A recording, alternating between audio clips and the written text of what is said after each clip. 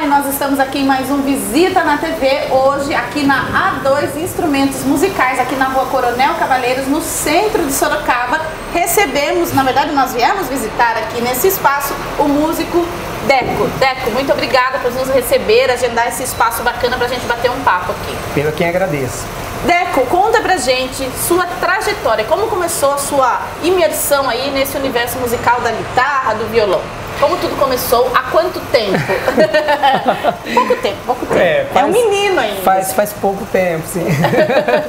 Então, na verdade, meu pai toca cavaquinho de ouvido. E ele deixava o cavaquinho de lado e eu gostava de mexer nas coisas, como qualquer criança gosta de mexer, né? Ou adolescente.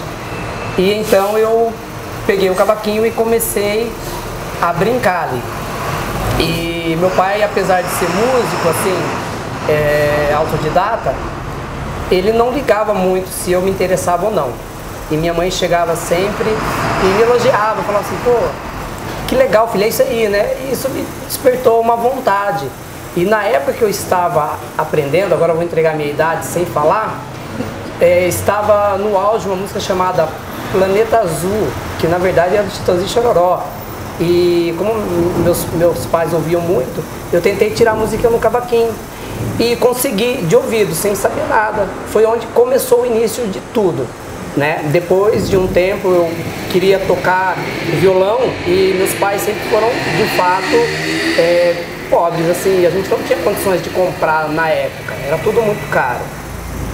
E aí eu lembro que eu voltava da escola e quando eu chegava em casa e não tinha um violão, eu pegava uma folha de caderno, desenhava as cordas do instrumento e começava a estudar as notas ali. De verdade, é exatamente isso que aconteceu.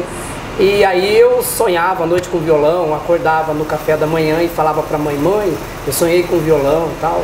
Enfim, conseguiram depois um violão para mim. O primeiro violão foi um violão Giannini. Eu tenho até hoje, tá lá guardado. Legal, isso é ótimo. E depois de tudo isso, eu comecei a tocar na igreja, sempre participei da igreja, até hoje eu participo, né, da igreja católica, e comecei a tocar nos grupos de jovens. A igreja é um start bem bacana, né? Independente do segmento das igrejas evangélicas, católicas, o pessoal sempre entra para ter esse aprendizado de música, né? Sim, de fato, porque na verdade tem várias vertentes ali, você escuta axé, baião, rock, country, blues, tudo ali, tem tudo, pop. Então termina na verdade sendo bem variado o estilo, isso ajuda o músico na verdade. Eu falo que é legal o músico conhecer um pouco de tudo, não só um estilo específico, né? Por mais que você goste de alguma coisa assim, mas é legal você escutar de tudo. E foi assim que aconteceu ali, tocando com o pessoal, fui aprendendo um pouquinho aqui, outro ali, o pessoal me passava uma dica aqui, outro ali. Até que eu trabalhei numa imobiliária, já estava tocando, e foi quando eu quis fazer o conservatório.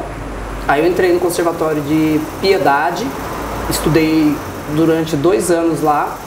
Após ter estudado lá, eu saí, entrei no conservatório de Tatuí, estudei também mais 2 anos, por alguns problemas que ocorreram lá no conservatório mesmo, em relação à mudança de prefeito, sempre acontece isso, né? Enfim, por conta disso eu terminei abandonando lá o curso, mudou algumas pessoas, professores, e eu terminei abandonando o curso. Após isso eu falei, vou estudar, olhando algumas coisas aqui, buscando videoaula com alguém. Na época não tinha YouTube, essas coisas. Faz então, pouco tempo, não entrega, Deco. Faz muito pouco tempo. Até que uma vez um amigo meu, Cirso Araújo, me mostrou uma fita cassete de um cara chamado Edu Ardanui. E eu comecei a assistir o vídeo, o cara tocando, eu falei, meu Deus, o que é isso? Aí depois o cara foi falar, o cara falou português, brasileiro, eu falei, meu Deus, o cara é brasileiro, fiquei extasiado, falei, existe uma pessoa assim tocando aqui no Brasil? Até então a gente só pensava que eram os americanos, né? E aí eu falei assim, um dia eu ainda vou tocar pelo menos um pouquinho parecido com ele, que pra mim é minha maior referência. E o tempo passou, hoje graças a Deus eu tive o prazer de conhecê-lo, Tocou com ele? Toquei com ele. Ah, que fantástico. Tá no isso é YouTube. emocionante, bacana, demais. bacana. Inclusive tem até o WhatsApp dele, vira e mexe, a gente manda algumas mensagens. Não dá pra ficar tietando, mesmo porque o cara tem uma vida, tempo, não dá, né? Mas ele é uma pessoa maravilhosa, muito acolhedor, muito gente boa, né? E foi até então isso aí. Depois de tudo isso, eu comecei a estudar por conta, pega método aqui, outro ali, aparece YouTube, etc. Facilitou muito a vida da gente. E até então, depois disso, eu comecei a dar aula em algumas escolas, né? E basicamente é isso. Hoje, onde você está? Você está em alguns projetos, a gente estava conversando aqui, projetos com bandas, tudo. Você toca só guitarra, violão? Como que ele está funcionando? Toco violão e guitarra, dependendo do projeto. Se o projeto for acústico, a gente faz mais violão, né? As bandas hoje, eu tenho 3 bandas principais do meu coração que são daqui. São daqui, com exceção de uma que o frontman é de Praia Grande, mas já está vindo para cá. Pra cá também, está arrastando todo mundo para Sorocaba. Exatamente. Então são a banda que eu estou é a banda Sabatella, que a frontman é a Karina. A Karina faz o vocal e nós fazemos os backs, vocals também, junto com a galera ali, vai tocando um rock and roll, a gente abre umas vozes, é bem bacana. Depois desse projeto tem o projeto Maitreya, que é com a Ju de frontman. E por último, esse projeto Maitreya é um lance bem bacana, que a gente está pensando em fazer algo diferente do que todo mundo comumente faz. Né? Ela tem buscado bastante fontes de como é o mapa de show, quando tem que subir, quando tem que descer, como que é. Até ela falou um lance interessante sobre uma frequência de Fibonacci, se eu não me engano é esse, Fibonacci, assim, e que falava que era uma frequência de 432 e não 440, que é a nossa afinação padrão. Né? E tem umas coisas muito bacanas em relação a isso, vale até a pena o pessoal dar uma pesquisada sobre isso, tem muita coisa interessante que envolve muito o nosso dia a dia hoje, por conta disso. E por último, eu estou na Pedro Bara e The Outlanders, né? Os forasteiros. Muito bom. E nós conhecemos o Pedro em Praia Grande. Eu conheci pelo Lucas Quiles, que aliás é um cara que faz uns carrões maravilhosos. Lucas Quiles, um grande abraço para você. E nós estamos também com esse projeto do Pedro Bara e The Outlanders, que é um projeto de blues e algumas vertentes do blues também. É um projeto bem bacana. Se Deus quiser, no meio do ano que vem estaremos aí numa turnê pela Europa, se Deus quiser, né? Estamos aí na luta e batalhando para isso também, né? E o interessante disso tudo é que essas 3 bandas têm a mesma cozinha: baixo, batera e guitarra. Somos eu, Lucas Quiles e o David. Sempre os 3 ali. Sempre os 3. Só mudam, exatamente, só mudam os cantores. Que legal. Vamos ouvir um pouquinho? Vamos lá?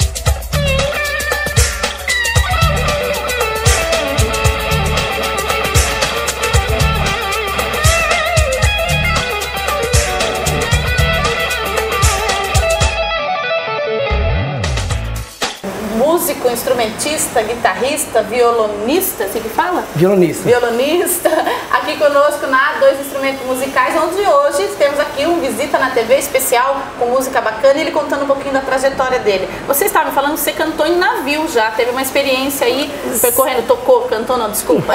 Cantei também. Cantou. Fazia uns backzinhos ali. Né? Então tá bom, então não errei. Não, em navio, como que foi essa experiência? Quando que aconteceu? Foi uma experiência bem bacana, se eu não me engano foi em 2007. Foi em 2007. Fui convidado pela SP3, na época de São Paulo, uma empresa de São Paulo, que levavam os músicos lá para entretenimento com a galera. Então foi bem bacana que eles me chamaram lá e fiquei esses 2 meses. O que era interessante de estar lá tocando é que você tocava muito pouco. Você tocava 45 minutos, dava uma pausinha de 15 minutos, voltava, tocava mais 45 minutos e estava tudo ok. E depois você podia ficar o resto... Tava de férias depois. Tava de férias, exatamente. Só que o que acontecia com tudo isso? Não sei se por causa do balanço do navio, dava muito sono na gente. E você, para não ficar enjoado, tem que comer muita massa. Muita massa, então a gente comíamos muita massa, dormíamos muito, engordamos muito. Foi um descanso, eu ia aproveitar para descansar um pouquinho. Exatamente, só que tinha até uma coisa interessante. Os filipinos lá que cozinhavam na época, lá nós íamos no restaurante, e a primeira vez que eu fui comer, e empolgado, vamos comer, pegamos, colocamos a comida, o feijão, a hora que eu comer assim, ó, o feijão todo adocicado. Diferente. Aí, nossa, é muito diferente. Então nós não víamos a hora de descer e ir para algum lugar lá que quando parava no porto, vamos comer tal lugar, ir louco para comer uma comida diferente, porque 2 meses ninguém aguenta muito. Enjoa, né? Sim, mas foi uma experiência maravilhosa. A gente conheceu muitas pessoas bacanas. Tocávamos num lugar chamado Top Hat, e sempre tinha uma festa do comandante, era bem bacana. E depois disso nós tínhamos umas festas temáticas, final de ano, como qualquer outro navio tem. E foi uma experiência assim maravilhosa, muito gostosa mesmo. A única coisa que eu fiquei assim, com muita saudade foi do meu filhote. Eu tenho um filho chamado Felipe, e inclusive na época da viagem tem algo muito peculiar que eu achei maravilhoso. Fizeram minhas malas, e eu na pressa fui lá e tal, e cada festa tinha uma roupa diferente que nós já havíamos comprado junto com a SP3 e tal, para cada momento. Cada vez que eu ia abrir uma roupa nova lá para usar, tinha um bilhetinho do Felipe ou da mãe dele, marquinhas de mão. Aí eu desabava chorando. Acabava com a gente. No primeiro dia vai, depois a saudade é Nossa, demais mesmo. Mas que bacana, experiências, né, pra bagagem aí da vida, com certeza, né? E foi maravilhoso. E agora, hoje, quem quiser te encontrar, você dá aula de música, como que funciona, como que as pessoas te encontram e o que você vem fazendo além dos projetos com as bandas, individualmente, assim? Sim, hoje eu dou aula particular na minha casa. E também vou até a casa da pessoa, a gente Nossa, que legal. Conversa, combina também. Hoje em dia, do jeito que tá tudo, né? Não tem muito tempo, ir até a pessoa. Tá difícil para você vir em casa, eu vou até a sua, sem problema. Ótimo, muito bom. Então é isso, tô dando aula também no escritório da RCC, que é um movimento da Igreja Católica chamado Renovação Carismática Católica, em que eu tenho uma turma de harmonia. São cantores, são músicos, teclado ou violão, enfim. E eles aprendem um pouco sobre harmonia. Então é uma turma de mais ou menos 10, 15 pessoas que a gente estuda um pouco sobre esse lance de harmonia. Também dou aula lá para quem se interessar por fazer esse curso lá. Também é só entrar em contato comigo. Basicamente é isso. E faço alguns trabalhos de gravação também, que eu gosto muito. Nos estúdios, né? Acha você no YouTube, no Face? Acha. No YouTube acha como Deco Guita ou Deco Félix Guita. E no Facebook acha como Deco Guita. Guita. Isso. Então a gente vai colocar os endereços aqui e vamos pedir para encerrar, claro, com mais música. Agradecer para você primeiro, antes, por sua disponibilidade de estar conosco. Lembrando, quem quiser aprender então a tocar violão, guitarra, ele vai até vocês, isso é fantástico. Não tem idade, não estava falando do lance da idade, né? A gente bateu um papinho aqui antes. Não tem idade para começar. Tô afim, sempre quis.